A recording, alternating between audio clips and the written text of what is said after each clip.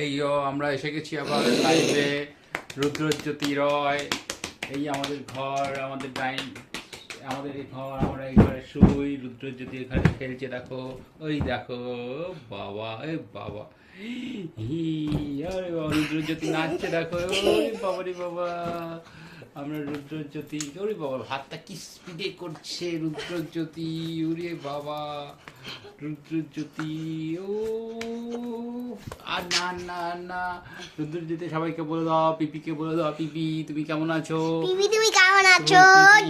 ঠাম্মি হসপিটালে গেছে, ডাক্তার দেখাতে।